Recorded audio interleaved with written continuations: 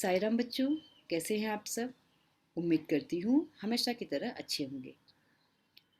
आज के इस हिंदी पुनरावर्तन कालांश में आप सभी का स्वागत है। बच्चों, आज का जो कालांश है हिंदी का, जैसा कि हमें पता है कि ये हमारा पुनरावर्तन कालांश है। रिवीजन क्लास चल रहा है आपका, जो कि हमें पता है कि हम लोगों ने जितने भी लेसन हैं, जो भी कविताएं हैं, पाठ हैं, वो सब हमारा रिवीजन करके हो चुका है। और व्याकरण में भी हम लोगों ने जितने टॉपिक है सब व्याकरण का भी हमारा रिवीजन करके हो चुका है। फिर भी कुछ बच्चों को कारक को लेके थोड़ी जो परेशानी हो रही थी, इसलिए स्पेशली आज की इस क्लास में मैंने कारक, अव्यय और वचन, ये तीन ग्रामर जो है हमारा व्याकरण का जो विषय है, इसके बारे में यहाँ पर जानकारी देने जा रही हूँ। तो इसके साथ में हमारा रिवीजन भी हो जाएगा और बच्चों को जो थोड़ा बहुत डाउट था वो भी क्लियर हो जाएगा। तो उम्मीद करती हूँ आप इस वीडियो को बहुत ध्यान से देखेंगे, क्योंकि यह आपके लिए बहुत ही महत्वपूर्ण है। ठीक है, तो चलिए स्टार्ट करते हैं आज का कालांश। सबसे पहले हम हिंदी व्याकरण में जो पढ़ने वाले हैं, मैंने जैसा कि तुमको बोला, वचन पहले पढ़ेंगे। वचन, हमें पता है वचन क्या होता है, फिर भी उसकी हम परिभाषा एक बार देखते हैं। वचन की परिभाषा क्या है बच्चों? संज्ञा के जिस रूप से किसी व्यक्ति, वस्तु के एक से अधिक होने का या एक होने का पता चले, उसे हम क्या कहते हैं? उसे हम वचन कहते हैं। जैसे लड़की खेलती है, अब यहाँ पर लड़की एक ही है तो ये क्या है? एक वचन है। लड़कियां खेलती हैं तो ये क्या हो जाएगा? आपका लड़कियां है, लड़की से लड़कियां में बदलाव आया ना, परिवर्तन आया, तो आपका क्या हो जाएगा? ये बहुवचन हो जाएगा। आ, और हमको भी देखना है कि इसके वचन के भेद कितने होते हैं। ठीक है, तो वचन के कितने भेद होते हैं बच्चों? वचन के कुल दो भेद होते हैं, एक वचन और बहुवचन। बच्चों, हमेशा आपको ध्यान देना है कि नपुंसकलिंग जो है वो हिंदी में नहीं आता है। अगर आपको नपुंसकलिंग आपने लिखा तो आपके मार्क्स जो रहते हैं वो कट जाते हैं। तो इसलिए बहुत ध्यान देना है कि यहाँ पर नपुंसकलिंग जैसा कुछ भी नहीं होता है। एक वचन होता है बहुवचन, बहुवचन को हम अनेक वचन भी बोलते हैं। तो हमें इतना ही ध्यान देना है कि नपुंसकलिंग हम गलती से भी ये उत्तर नहीं लिखें। तो हमारे पास वचन के कितने भेद दिख रहे हैं बच्चों? दो भेद दिख रहे हैं। पहला है एक वचन और दूसरा है बहुवचन। अब हम देखेंगे कि एक वचन जो है ना, वह क्या होता है। एक वचन क्या होता है? जिस शब्द के कारण हमें किसी व्यक्ति, वस्तु, प्राणी, पदार्थ आदि के एक होने का पता चलता है, उसे हम एक वचन कहते हैं। जैसे लड़का, लड़की, गाय, सिपाही, बच्चा, कपड़ा, माता, पिता, माला, पुस्तक, स्त्री, टोपी, बंदर, मोर, बेटी, घोड़ा, नदी, कमरा, घड़ी, घर, पर्वत, मैं, वह, यह, रुपया, बकरी, गाड़ी, माली, अध्यापक, केला, चिड़िया, संतरा, गमला, तोता, चूहा आदि। ये सभी जो हम लोगों ने यहाँ पर उदाहरण देखा है बच्चों, वो सभी किसके उदाहरण हैं? ये सभी आपके एक वचन के उदाहरण हैं। अब बहुवचन क्या होता है? बहुवचन जिस विकारी शब्द या संज्ञा के कारण हमें किसी व्यक्ति, वस्तु, प्राणी, पदार्थ आदि के एक से अधिक या अनेक होने का पता चलता है, वह उसे हम क्या कहते हैं बच्चों? उसे हम बहुवचन कहते हैं। जैसे लड़के, गायें, कपड़े, टोपियां, मालाएं, माताएं, पुस्तकें, वधुएं, गुरुजन। गुरुजन, गुरुजन भी बहुवचन है। सिर्फ गुरु रहते तो एक रहते, लेकिन गुरुजन मतलब बहुत सारे गुरु। रोटियां, पेंसिलें, स्त्रियां, बेटे, बेटियां, केले, गमले, चूहे, तोते, घोड़े, घरों, पर्वतों, नदियां, हम, वे, ये, लताएं, हम मीन्स सिर्फ हमारे लिए नहीं है, हम मीन्स हम सब, हम, वे, वे जो लोग, बहुत सारे लोग हैं उन्हें हम बोल रहे हैं वे। ये जो सामने जो आपको बहुत सारे लोग दिखा रहे हैं उनके लिए आया है ए। तो ये सिंगल नहीं है, ये कैसा है? प्लूरल है। तो आपके लिए क्या हो जाएगा? वो बहुवचन होगा, एक वचन वो नहीं है। इस बात पे ध्यान देना, क्योंकि यहाँ पर जो आप देख रहे हो ना, हम, वे, ये, और वहाँ था यह, वह, मैं, इन सब में बच्चों को बहुत कन्फ्यूजन होता है। इसलिए कभी कभी हम जो अगर ऐसा कुछ आएगा ना, तो आप उसको गलत सिलेक्ट करते हो, आप बहुवचन की जगह एक वचन लिख देते हो। लेकिन ये वास्तव में एक वचन नहीं है बच्चों, ये अनेक वचन में आता है, बहुवचन में आता है। लताएं, लड़कियां, गाड़ियां, बकरियां, रुपए आदि, ये सारे उदाहरण एग्जाम्पल जो आपने लिखे हुआ क्या है बच्चों? ये आपके बहुवचन है। ठीक है। तो यहाँ पर हमारा एक वचन क्या है और बहुवचन क्या है वह सबको क्लियर हो गया। अब हम देखते हैं कि एक वचन से बहुवचन अगर बदलने का रहता है तो हम कैसे करेंगे। देखिए, एक वचन से बहुवचन के उदाहरण कुछ इस प्रकार है। जूता का क्या हो जाएगा बच्चों, जूते। तारा तारे, लड़का लड़के, घोड़ा घोड़े, बेटा बेटे, मुर्गा मुर्गे, कपड़ा कपड़े, गधा गधे, कौवा कौवे, केला केले।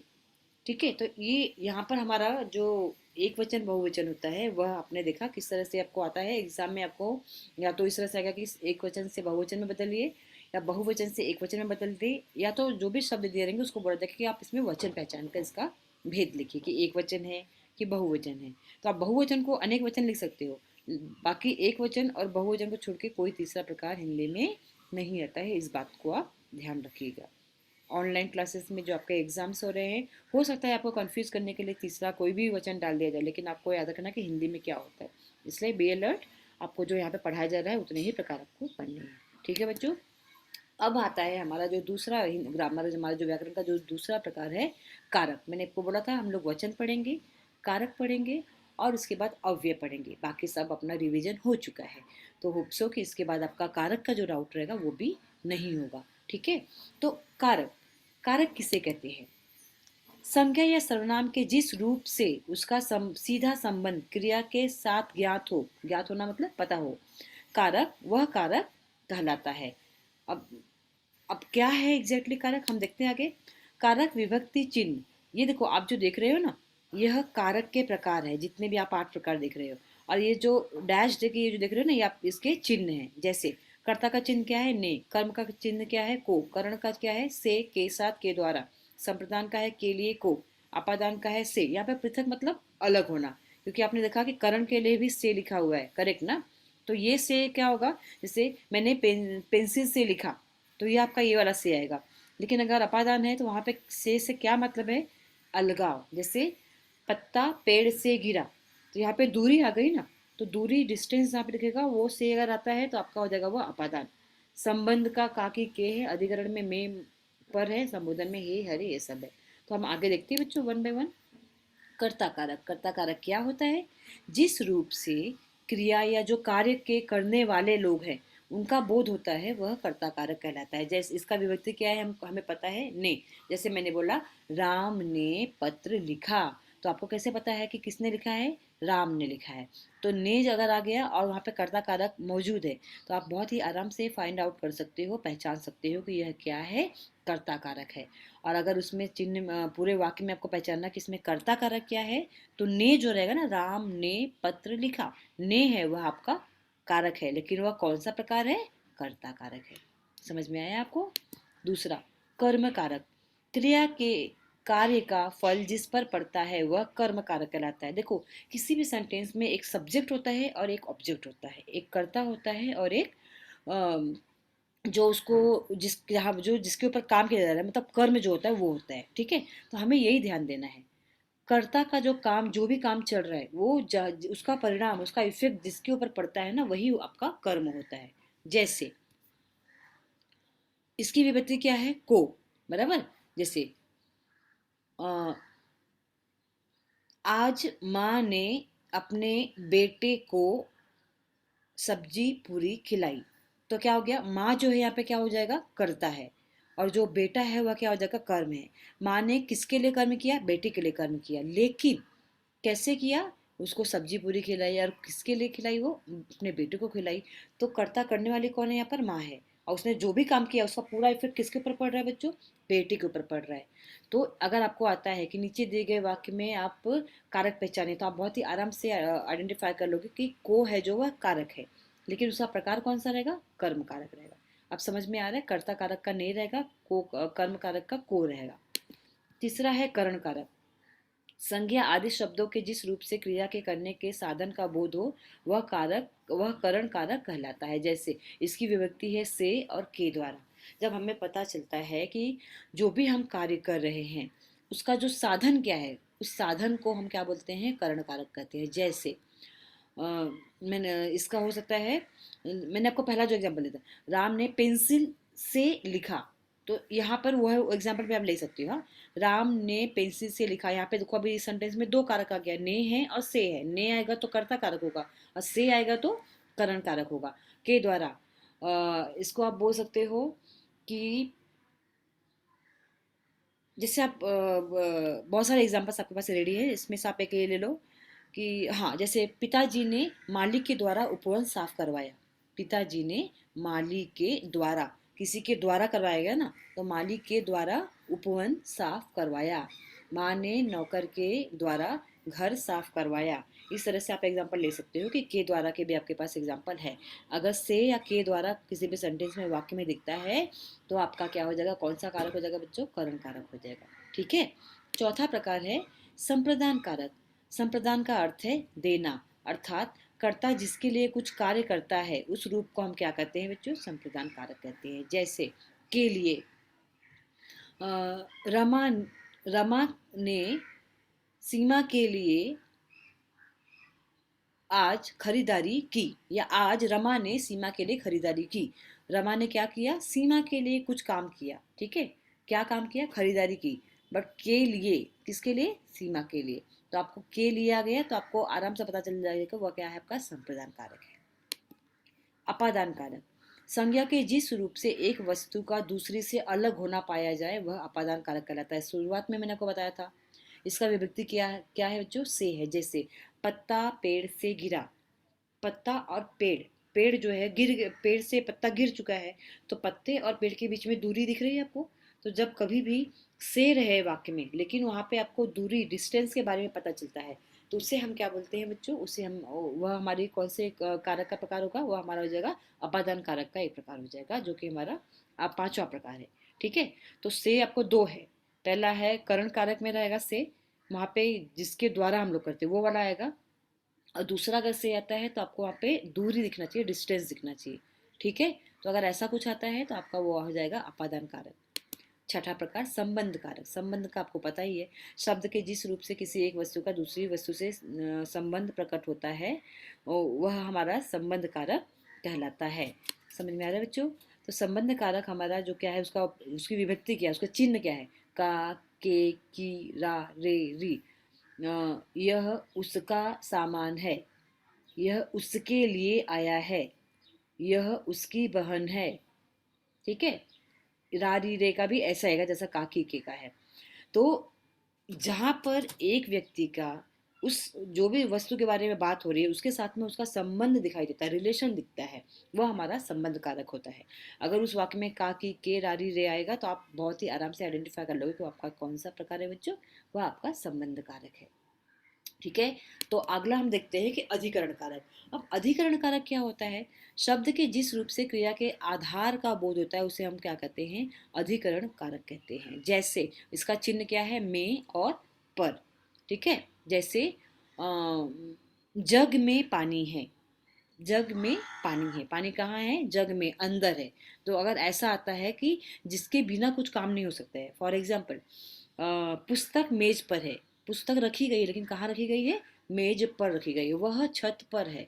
तो पर, में और पर जहाँ पे ऐसा वाक्य रहेगा और दिखाया जाएगा आपको कि जो जो भी कार्य हो रहा है, कर्ता के द्वारा जो भी काम किया जा रहा है वह उसका आधार है, बेस है उसका। तो आप आराम से आइडेंटिफाई करोगे वह कौन सा प्रकार आपका हो जाएगा बच्चों, अधिकरण कारक हो जाएगा। ठीक है। तो अब हमारा अंतिम प्रकार है संबोधन कारक। संबोधन कारक बहुत आसान है, जिससे किसी को बुलाने या सचेत करने का भाव प्रकट हो उसे हम क्या कहते हैं बच्चों, संबोधन कारक कहते हैं। संबोधन कारक का यह चिन्ह है, जैसे अरे, हे, उफ, आहा। यह सब जो हमारे भाव रहते हैं ना, मन के भाव, जिसके द्वारा हम किसी को कुछ कहना चाहते हैं उसे हम क्या कहते हैं बच्चों, संबोधन कारक कहते हैं। जैसे अरे आज कितनी गर्मी है, यह चिन्ह लगा है। अरे, ये सब जो शब्द आपको मिल जाते हैं तो आप बड़े आराम से उसको आइडेंटिफाई कर सकते हो कि आपका यह कौन सा प्रकार है बच्चों, संबोधन कारक है।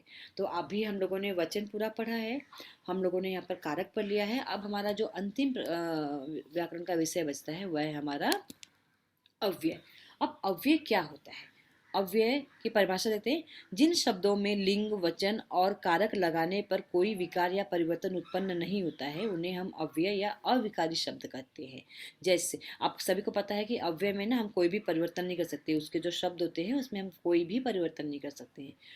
जैसे हम धीरे धीरे चलते हैं, वह धीरे धीरे चलता है। आपने दो वाक्य देखा, लड़कियां धीरे धीरे चलती हैं। इसमें आपको कहीं पे भी धीरे धीरे में कुछ बदलाव दिख रहा है, क्योंकि आपको पता है कि यहाँ पे धीरे धीरे जो है आपका अव्यय है, तो यहाँ पे कोई भी बदलाव धीरे धीरे में दिख रहा है आपको नहीं दिख रहा है।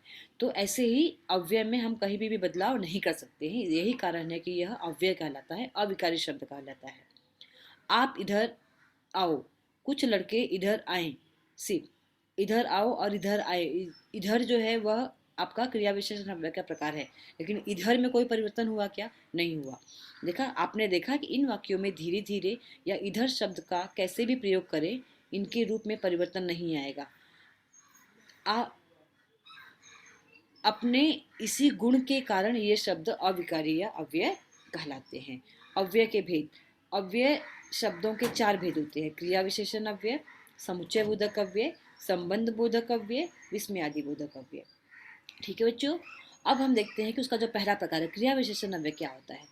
उसका देखो, आपको एक पहले एग्जाम्पल दिया हुआ है। राधा अच्छा गाती है, अच्छा। राम तेज दौड़ता है, तेज। मोहन धीरे धीरे चलता है, धीरे धीरे। ठीक है, ये आपने याद रखो। फिर हम आते हैं इधर अपना कि क्रिया विशेषण अव्यय के जो चार प्रकार है वह कौन से हैं। सी, क्रिया विशेषण के भेद। क्रिया विशेषण के चार प्रकार होते हैं: कालवाचक क्रिया विशेषण, स्थानवाचक क्रिया विशेषण, परिमाणवाचक क्रिया विशेषण, रीतिवाचक क्रिया विशेषण। कालवाचक क्रिया विशेषण क्या होता है?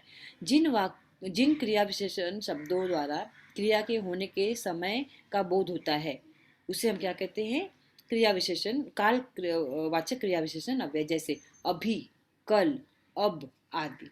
विद्यालय, एग्जाम्पल देख लेते हैं। विद्यालय अभी खुलेगा। अब इससे हमें क्या, काल, काल का अर्थ होता है बच्चे समय। मैंने आपको पहले भी बताया था, रिवीजन का टाइम लिया हुआ है ऑलरेडी। तो काल का अर्थ क्या होता है? समय। तो यहाँ पर हमें देखो समय के बारे में जानकारी प्राप्त हो रही है। तो ऐसे वाक्य को हम क्या कहेंगे? कालवाचक क्रिया विशेषण अव्यय। अब अगला है अपना स्थानवाचक क्रिया विशेषण अव्यय। जिन क्रिया विशेषण शब्दों के द्वारा क्रिया के होने के स्थान का बोध होता है उसे हम क्या कहते हैं? स्थानवाचक क्रिया विशेषण अव्यय। आसपास, बाएं, इधर, उधर आदि।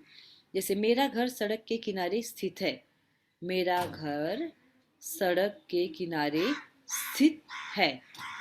सड़क के किनारे स्थित है तो वह एक स्थान के बारे में बता रही हूँ, बराबर ना? तो यह भी आपका क्या हो जाएगा? स्थानवाचक क्रिया विशेषण अव्यय।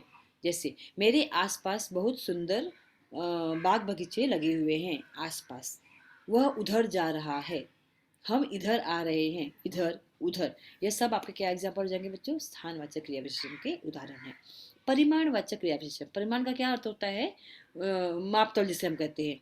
जिन क्रिया विशेषण शब्दों द्वारा क्रिया के या कार्य के परिमाण का बोध होता है उसे हम परिमाणवाचक क्रिया विशेषण अव्यय कहते हैं। जैसे अधिक, थोड़ा, ज्यादा, बिल्कुल आदि। प्रथम आने के लिए छात्र को अधिक पढ़ना होता है। कितना पढ़ना होता है? बहुत अधिक। यहाँ पे हमको में बताया गया परिमाण मतलब वजन, मेजरमेंट जो होता है ना उसके बारे में, लेकिन कितना है वह नहीं रहता इसमें एग्जैक्ट। सो इस चीज़ों में याद रखना, वजन के बारे में हम बात करते हैं। अधिक, थोड़ा, ज्यादा, बिल्कुल, यह सारे हमारे परिमाणवाचक क्रिया विशेषण के अव्यय हैं। अब अंतिम जो आता है रीतिवाचक क्रिया विशेषण अव्यय। जिन क्रिया विशेषण शब्दों के द्वारा क्रिया या कार्य करने के ढंग का बोध बताया जाता है, जैसे मैंने आपको बताया था रिवीजन के टाइम, ढंग बोलो या तरीका बोलो या आपके व्यवहार से जो कार्य किया जाता है उसे हम क्या कहते हैं? रीतिवाचक क्रिया विशेषण अव्यय। जैसे ध्यानपूर्वक, सावधानी से, चुपचाप, अवश्य, धड़ाधड़ आदि। जैसे राम ध्यान पूर्वक पढ़ता है, तो यहाँ पर ध्यान पूर्वक क्या हो जाएगा आपका? रीतिवाचक क्रिया विशेषण अव्यय हो जाएगा।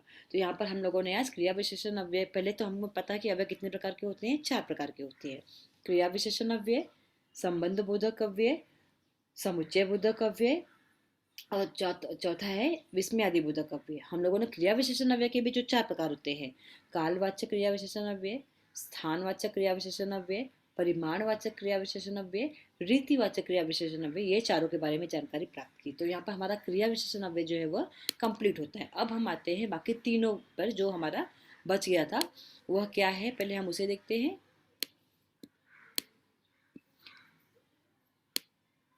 ठीक है, दूसरा प्रकार है संबंध बोधक अव्यय, संबंध वाचक अव्यय, दोनों ही एक ही है। ठीक है, जो अव्यय शब्दों के बीच का संबंध बताते हैं उसे हम क्या कहते हैं? संबंध बोधक अव्यय कहते हैं। जैसे की ओर, के लिए, के साथ, की तरह, की भांति आदि। फॉर एग्जाम्पल, वह मंदिर की ओर गया, तुम उसके लिए क्या लेकर आए हो? राम श्याम के साथ बाजार गया। ये सारे एग्जाम्पल क्या हो जाएंगे बच्चों? आपके संबंध बोधक अव्यय के या संबंधवाचक अव्यय के उदाहरण हो गए। तो संबंधवाचक बोलो या संबंध बोधक, ये सब में बोधक की जगह वाचक आए तो भी वह एक ही माना जाता है, कोई इसमें परिवर्तन नहीं है। ठीक है। तीसरा प्रकार हमारा ये संबंध बोधक अव्यय आप सबको क्लियर हुआ। जहाँ पे भी ये सारे शब्द आपको देखेंगे आपके क्या हो जाएंगे? संबंध बोधक अव्यय हो जाएंगे। अगला है समुच्चय बोधक अव्यय। जो अव्यय अलग अलग स्वतंत्र वाक्यों या शब्दों को जोड़ता है उसे समुच्चय बोधक अव्यय कहते हैं। जैसे किंतु, परंतु, क्योंकि, अथवा, इसलिए, और, यदि, तो, मगर, अगर, मगर, तो आदि। जैसे अब इसमें इसलिए का एक एग्जाम्पल आपको देती हूँ। आज मुझे विद्यालय जाने में देरी हो गई, इसलिए मेरा मन पढ़ाई में नहीं लगा। ठीक है। दूसरा आप ले सकते हो, वह आने वाला था किंतु उसे कुछ काम याद आ गया। ठीक है। जैसे क्योंकि अ, आज उसे आने में देरी हुई क्योंकि बहुत बारिश हो रही थी या बहुत बरसात हो रही थी। तो ऐसे जो शब्द आएंगे ना, ये शब्द किंतु, परंतु, क्योंकि, अथवा, इसलिए, ये सब के द्वारा जब दो वाक्यों को जोड़ा जाएगा स्वतंत्र वाक्यों को, तो इसे हम क्या कहेंगे बच्चों? समुच्चय बोधक अव्यय कहेंगे या समुच्चय वाचक अव्यय कहेंगे। ठीक है। अंतिम प्रकार जो हमारा है विस्मयादि बोधक अव्यय। जिन अव्ययों से खुशी, आश्चर्य, दुख, घृणा, प्रशंसा आदि के भाव प्रकट होते हैं उसे हम विस्मयादिबोधक अव्यय कहते हैं। उसके अंत में यह चिन्ह आप जो देख रहे हो ना, एक लाइन उसके नीचे डॉट चिन्ह लगता है। जैसे उदाहरण देखते हैं, वाह, अरे ये आश्चर्य है, अरे अफसोस है, शाबाश तारीफ है, छी घृणा है, अरे दुख है। तो ऐसे शब्द और यह चिन्ह रहेगा तो आप बड़े ही आराम, जहाँ पे मन के भाव प्रकट किए जाते हैं, लेकिन ऐसे शब्दों के द्वारा और इस चिन्ह, इन चिन्हों के साथ में। ठीक है। तो वह आपका बहुत ही ऑटोमेटिक आपको समझ में आ जाएगा कि यह हमारा कौन सा प्रकार है, विस्मयादिबोधक अव्यय है। होप सो आज के इस प्रेजेंटेशन के द्वारा, आज के इस कालांश में आपको जो भी पढ़ाया गया है वचन, कारक और अव्यय, वह समझ में आया होगा। ठीक है बच्चों। तो उम्मीद करती हूँ जो भी पढ़ाया गया है आप अच्छे से फिर से अच्छे से देख कर उसे नोट डाउन करके आपकी अच्छे से प्रैक्टिस करोगे ताकि आपको एग्जाम में अच्छे मार्क्स मिलेंगे। तब तक आप अच्छे से पढ़ाई करो, जो भी पढ़ाया जा रहा है उसे नोट डाउन करो, आप पढ़ते रहो। ठीक है बच्चों। फिर हम अगले वीडियो में या जो भी ऑनलाइन हमारा क्लासेस होगा उसमें मिलेंगे। तब तक अपना ध्यान रखिए। Thank you.